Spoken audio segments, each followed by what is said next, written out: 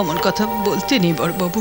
মা, জরাজীর্ণ হিন্দু ধর্মকে রক্ষার যে ক্ষেত্র আপনি তৈরি করে গেলেন, মহাতীর্থ দক্ষিণেশ্বরের বিস্তীর্ণ মন্দির প্রাঙ্গণ জুড়ে।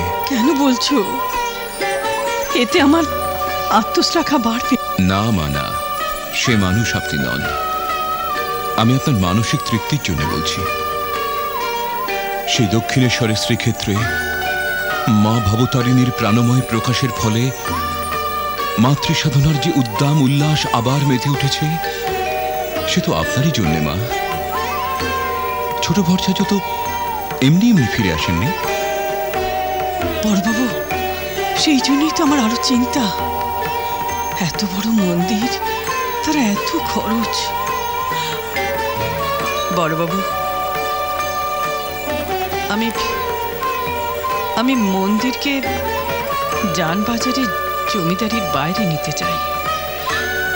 তাই মন্দিরের খরচ চালাবার জন্যে দিনাজপুরের যে 3 লাখ জমিদারি কেনা আছে, সেটা আমি দেবোত্তর করে যেতে চাই।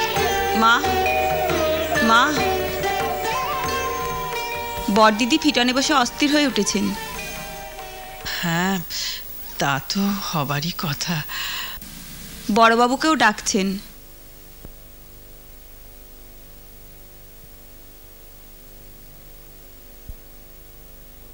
এই জন্যই বোধ করি আপনি আপনার বড় মেয়েকে ডেকে পাঠিয়েছিলেন। হ্যাঁ, ছোটকেও ডেকে পাঠিয়েছিলাম। ভেবেছিলাম সে বুঝি আসবে, আসেনি। ওদের জোর যে আবার ভেঙে গেছে মা। আসলে কাঁচ একবার ভেঙে গেলে আর জোড়া লাগে না। ওদের কার মনে কি আছে আমি ঠিক ঠিক আন্দাজ করতে পারি না। আপনার বড় মেয়েটা খানিকটা আঁচ করতে পারে। তবে একটা ব্যক্তিগত কথা বলি, আমি কিন্তু আপনি যা ঠিক করবেন আমার সায় তাতেই রাখবো। বড়বাবু। হ্যাঁ মা, আমি আসি।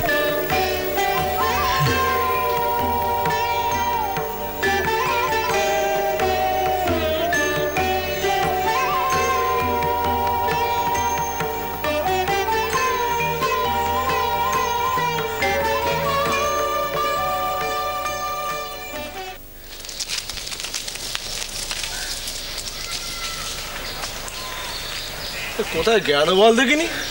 মুশকিল। নিজে বলে এলো যে পুজো করবে, তাই বেলপাতা তুলতে এলো, তারপর দেখা নেই। আরে ওই গঙ্গার দিকে যায়নি তো? ভাগীরথী করবে বেল গাছ খুঁজতে।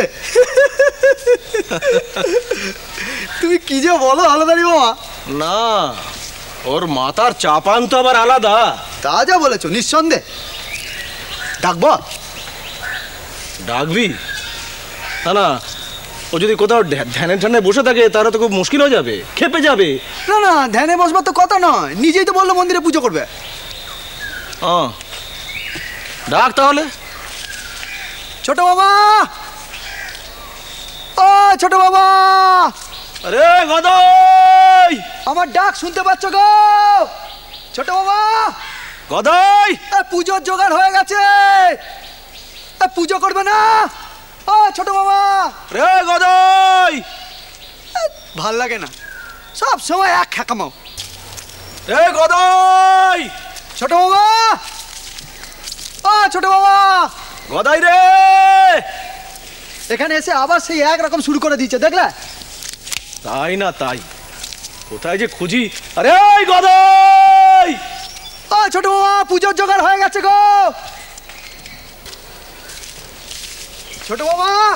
গদাই গেল কোথায় বলো দেখিনি? আরে গদাই, কি আপদ! কোন দিকে গেল বলো দেখিনি? সেটাই তো বুঝতে পারছি না। ভারী মুশকিল। এসে স্তক সেই পাগলামো শুরু করেছে। ঠিক বলেছ। এই গদাই! ছোট বাবা, ছোট বাবা,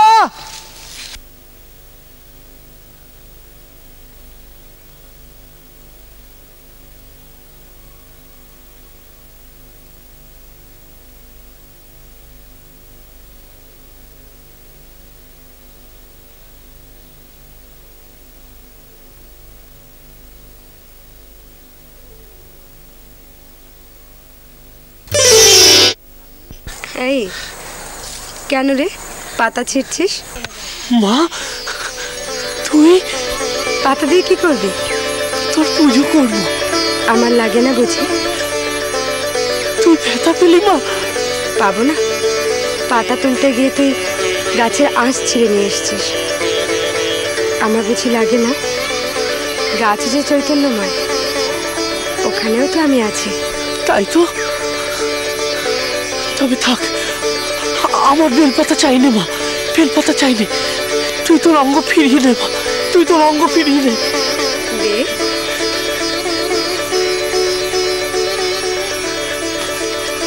নে মা, নে। চৈতন্য কোথায় নেই গদাই? মা, মা গো, মা। তাহলে এখন আমি কি করি? তাহলে আজ আজ দুব্য দিয়েই সারি, যাই।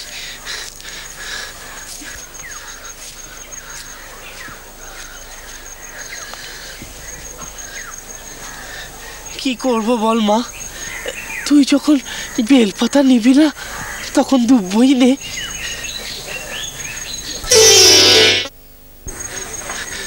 ওতে আমি নেই গদাই, ছিঁড়ছিস যে বড়। আমি সর্বভূতে গদাই, তোকে আমি আগে দেখাইনি, দেখিসনি তুই? খাড়া, পাখা, চৌকাঠ, মেঝে, কোথায় আমি নেই গদাই? বলেছিলে না ওখানকার লোক খুব শিয়ানা, ওকে আগলে রেখে পাল্টে দেবে। ও নবীন দাদা গো, ও নবীন দাদা, আমার কেন এমন হয় বলো দেখিনি? কেন এমন দশা হয়? তোমরাও তো এই মন্দিরে থাকো, কই তোমাদের তো এমন হয় না গো? যুগীদের যে ভাই কলকাতায় গিয়েছিল সে তোমার কাছে আসল খবরটা চেপে গেছে। হ্যাঁ, আমাকে সাহস করে বললে এই যে যজমান বাড়ি হয়ে ফিরছি তখন। কি বললে? কি আবার, গদাই সে আগের মতো দশা হয়েছে। মামা করে গড়াগড়ি খাওয়া শুরু করেছে, আবার সেই পাগল পাগল দশা। শ্রীরাম